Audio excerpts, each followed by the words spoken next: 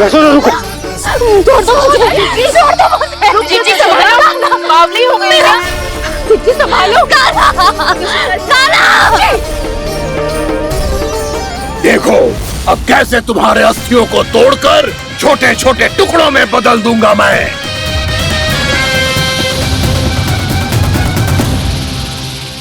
जी आप जाओगी तो आप भी फंस जाओगी। अपने लल्ला के लिए मैं किसी भी संकट का सामना करने के लिए तैयार हूँ। छोड़ो ना यशोदा, हमें कोई और उपाय खोजना पड़ेगा। कोई और उपाय? आप देख ना रही मेरा कान्हा किस दशा में है। कान्हा मैया के वश में नहीं है, नहीं तो ये अपने लल्ला के लिए साक्षात काल का भी सामना कर ले। ये तो केवल कालिया नाग है। हे नागराज, आप मेरे प्राण ले लो पर कान्हा को छोड़ दो। ना नागराज, आप मेरे प्राण ले लो, मैं विरोध भी ना करूंगी। ना नागराज, आप मुझे मार दो पर मेरे कान्हा को छोड़ दो। ना ना ना ना नागराज, मेरे प्राण ले लो, हमारे कान्हा से क्या शत्रुता है आपकी? प्रभु के लिए जो प्रेम यशोदा मैया के हृदय में है, वही इन सभी गोपियों के हृदय में भी है।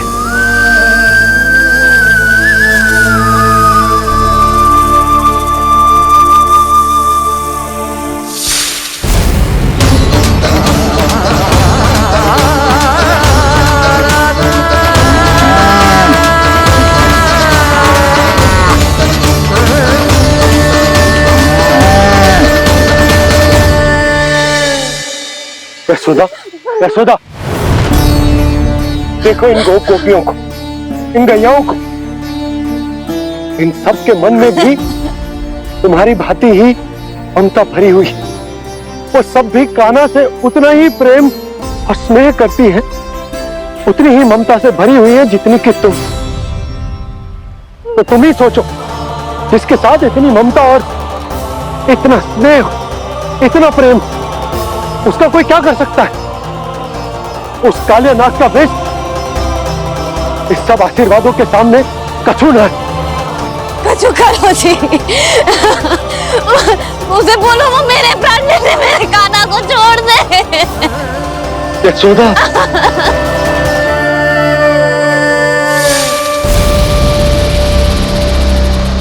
केवल इन्हीं में नहीं देवराज, नाग पत्नियों के हृदय में भी ममता का वही प्रेम उमड़ रहा है। देखिए। मैं आपके हाथ जोड़ती हूँ स्वामी, इस बालक को छोड़ दीजिए। ये अवश्य ही कोई दिव्य आत्मा है स्वामी। हम आपसे विनती करते हैं स्वामी, इस नन्हे बालक को हानि मत पहुंचाइए स्वामी।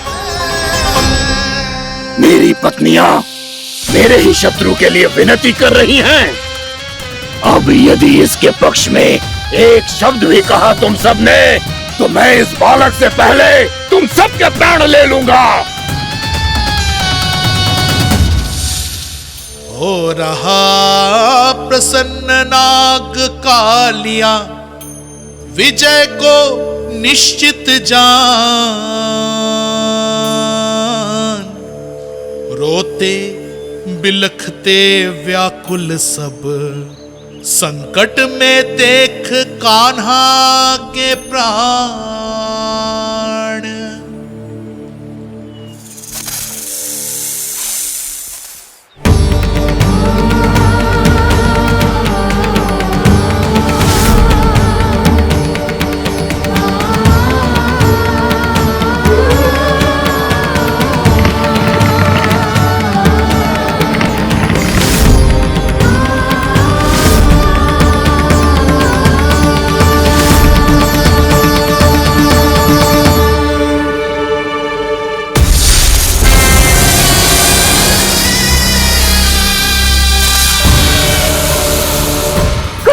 जी, मेरे लल्ला को बचा लो, कोई तो कुछ करो।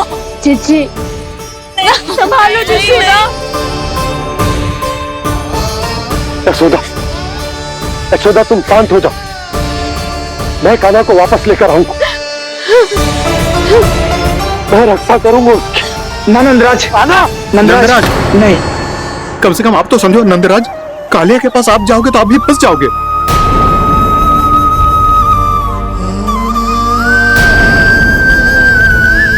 बलराम, तेरा भाई इतनी भीषण संकट में है और तुझे जरा भी दुख ना हो रहा?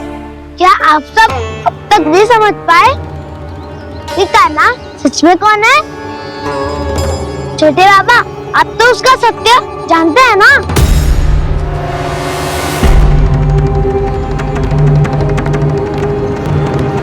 मानता हूँ कि आप सब कान्हा के रहस्य के बारे में नहीं जानते, पर क्या उसके जन्म से आज तक घटी एक से बढ़कर एक विचित्र घटनाओं को भी भूल गए हैं आप सब? भूल गए हैं कि कैसी पूतना जैसी राक्षसी उसका कुछ बिगाड़ नहीं पाई, कैसे तरनावती जैसा भयानक राक्षस उसे एक खरोच भी नहीं दे पाया था।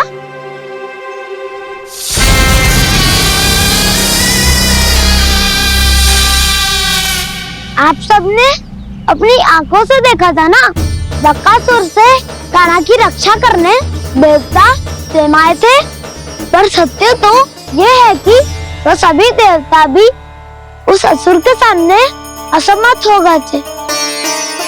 तब कान्हा ने बहुत ही आसानी से उस भयंकर असुर का वध किया था, एक ही बार में धराशायी कर दिया था उसे।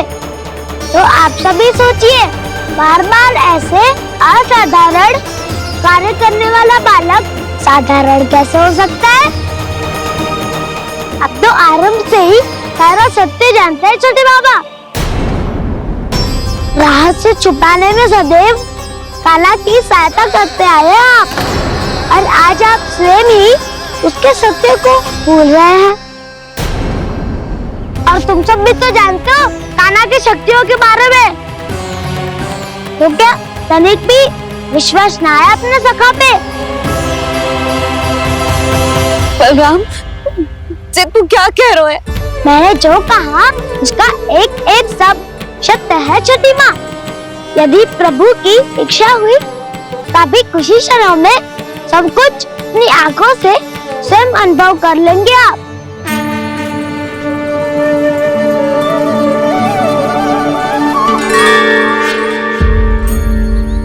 शांताकारं भुजगशयनं पद्मनाभं सुरेशं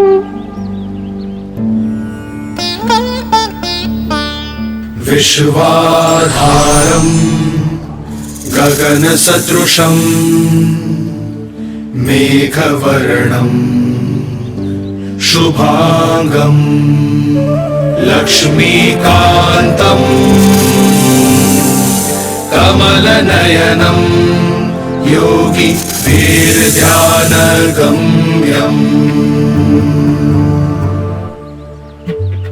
वन्दे विष्णुं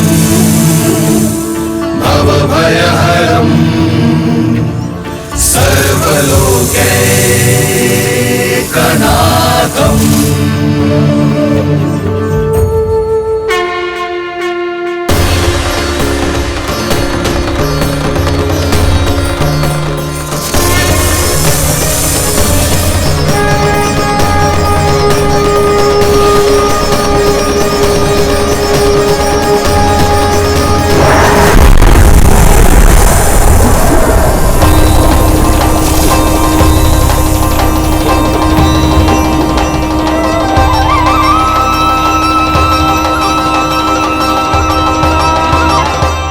तुझे क्या लगता है बालक कि तू मेरी जगत से निकल गया तो अब बच जाएगा तू?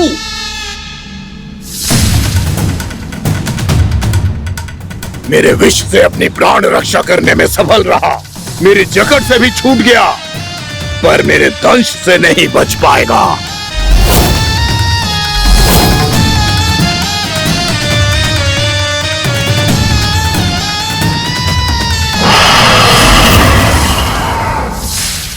अब भय से भाग रहा है, पर मैं तुझे मृत्यु देकर रहूंगा।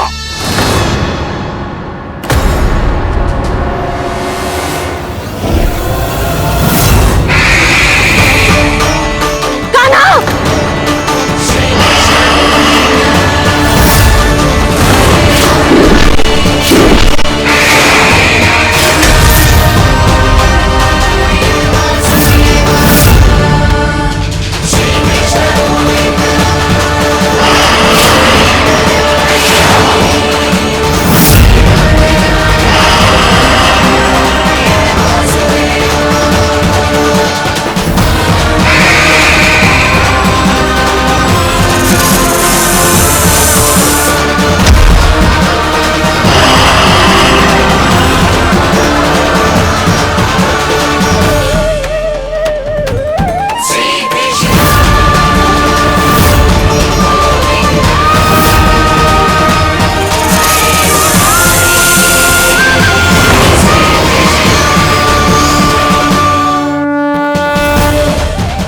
मेरा नन्हा सा कान्हा कितनी देर भाग पाएगा?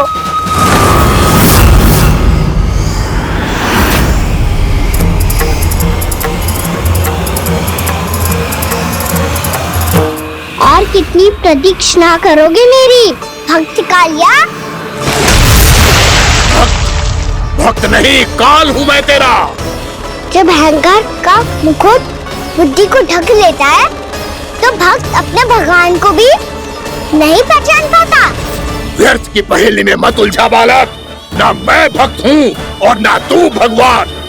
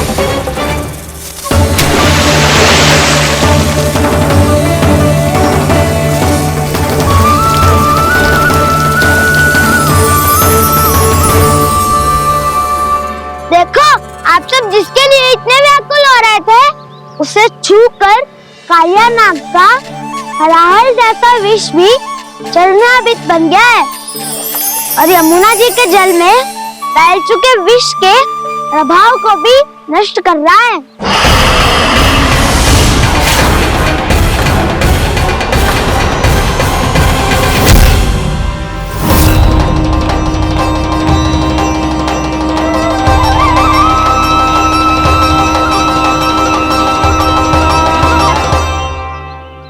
धर्म रक्षक, अधर्म विनाशक प्रभु श्री कृष्ण का कौशल सचमुच अद्वितीय है। नारायण नारायण।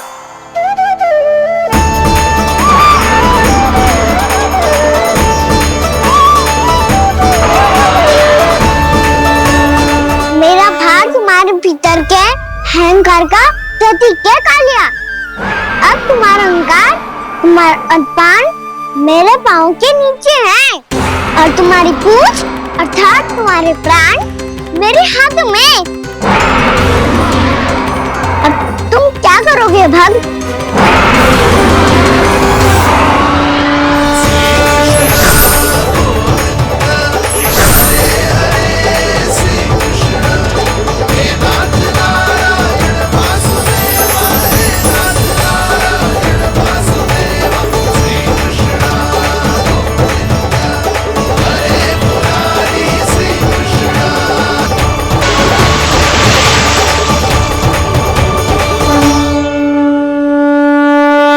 प्रभु, भले ये आपको पहचानने में असमर्थ हो, पर हम सब ने आपको पहचान लिया है।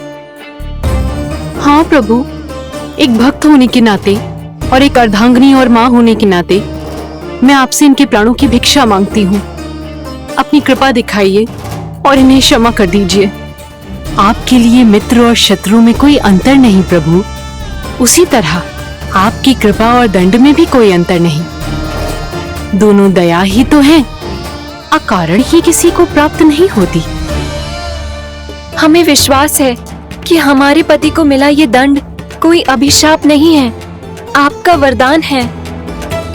ये सत्य है प्रभु कि इनसे बहुत से पाप हुए हैं। इनके विष से बहुत सारे जीव जंतु को हानि पहुंची है, पर अब आपके चरण इनके शीश पर पड़ गए हैं।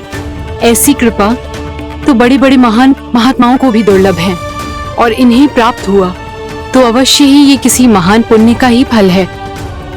हे प्रभु, उन्हीं पुण्य कर्मों की शक्ति का आह्वान कर मैं आपसे विनती करती हूँ, इन्हें प्राण दान दीजिए।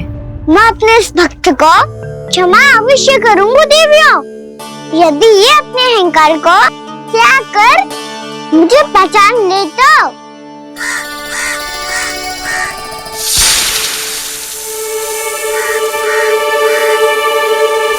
मैं तुम्हें श्राप देता हूँ, जितनी विषैली तुम्हारी जिह्वा है उतने ही विषैले सर्प बन जाओ तुम।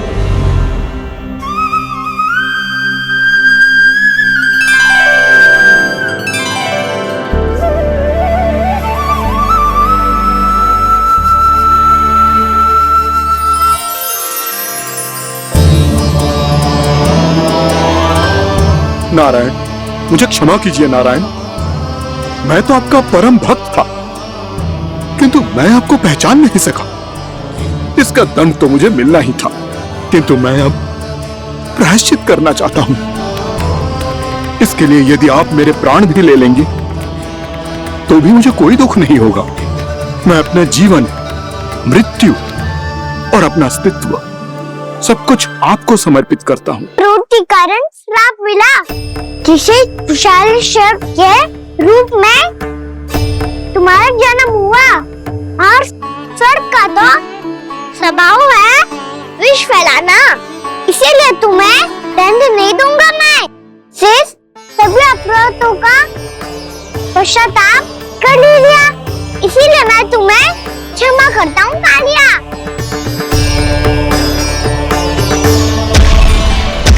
पर तुम्हें यहाँ से दूर समुद्र के बीच जाकर रहना होगा, जहाँ किसी निर्दोष का जीवन तुम्हारे विष से प्रभावित ना हो। मैं चाहकर भी आपकी इस आज्ञा का पालन नहीं कर सकता। मैं असमर्थ हूँ प्रभु, क्योंकि यदि मैं इस क्षेत्र को छोड़कर गया तो मेरी मृत्यु निश्चित है। आपसे क्या छुपा है प्रभु? आप तो जानते हैं कि सर्प जाति और आपके वाहन गरुड़ के बीच अनंत शत्रुता चल रही है, जिसका प्रारंभ नागों के द्वीप नागालय से हुआ था। उस द्वीप पर छोटे जीवों को निगल जाने के लिए सर्प थे, और गरुड़ को सर्पों का स्वाद बहुत प्रिय था, इसलिए वो बार बार नागद्वीप जाने लगा था। पर इस कारण पूरी सर्प जाति उससे आतंकित हो गई थी, इसलिए जब भी गरुड़ वहां पहुंचता तो सभी सर्प छिपने लगते। जब गरुड़ को इसका आभास हुआ तो उसे बड़ा क्रोध आया, और वो उत्तेजना में भरकर सर्पों का शिकार करने लगा। भूख ना होने पर भी उन्हें मारने लगा। अब सर्पों के प्राण हरना उसके लिए खेल बन गया था। इस भीषण समस्या का समाधान ढूंढने के लिए पूरी सर्प जाति महान सर्प वासुकी के सामने इकट्ठी हुई। हे महान वासुकी, हमारी सहायता कीजिए। नागद्वीप पर गरुड़ ने आतंक मचा दिया है। पहले तो वो हमें अपना भोजन बनाता था, लेकिन अब हम उसके खेल का साधन बन चुके हैं। भूख हो या ना हो, जब तब आकर वो हमारे प्राण हर लेता है। अनुचित हिंसा के इस प्रथा का आरंभ सर्पों ने ही किया है। पहले आप सबने पूरे द्वीप पर अधिकार कर लिया, फिर आहार के साथ साथ आनंद के लिए भी आप सभी ने निर्दोष जीवों की हत्या की। और जब सृष्टि का संतुलन बनाए रखने के लिए गरुड़ आपको अपना आहार बनाने आया, तो आप सब अपने प्राणों की रक्षा के लिए छिपने लगे। तो फिर गरुड़ का उत्तेजित होना तो स्वाभाविक ही था। नागनाथ, जो हमने अन्य जीवों के साथ किया वही अब हमारे साथ हो रहा है, परंतु ये भी तो सृष्टि के संतुलन के विरुद्ध ही है ना?